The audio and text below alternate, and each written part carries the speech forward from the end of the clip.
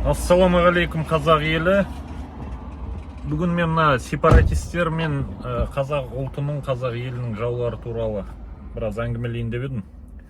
Өткенде мен жариялаған Дина Пономарева деген YouTube каналында мына Петропавл және Павлодар облыстарын бөліп алып Ресейге қосу керек деген сияқты видеолар шығарған Қазақстанның азаматы ол. Себебі ана YouTube арнасындағы номерін тексеріп көргенде Каспий Голдтан сол Дина Пономарева деген сол суретімен шығып тұр ол адам.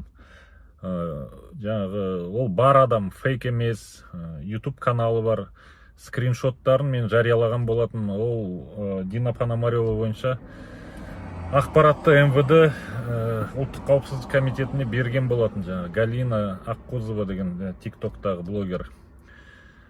Сол бойынша әлі ақпарат жоқ.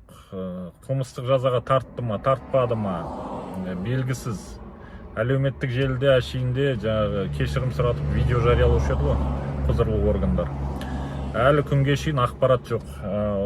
Павлодардағы Диас бауырымызға күнде полиция үйіне келеді мысалға. Өткенде ана Украинаның елшісінен интервью алам деп бәлеге қалды мысалға. Украинаның елшісі айтып еді ғой, чем больше орков мы убьем сейчас, тем больше придется убивать нашим детям деп интервью берген болатын.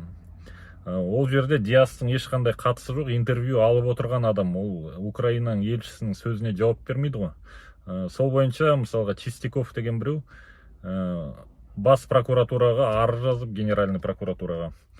Соған полиция кеп кәдімгідей жұмыс істеп жатыр. Ал Дина Пономарева сияқты сепаратистер, одан бөлек Пан Василь деген блогер чат-рулеткада күнде неше түрлі сепаратистерді және қазаққа тіл тигізетін өзге ұлт өкілдерін күнде әшкерелеп жатыр, тауып жатыр. Солар бойынша да ешқандай ақпарат жоқ.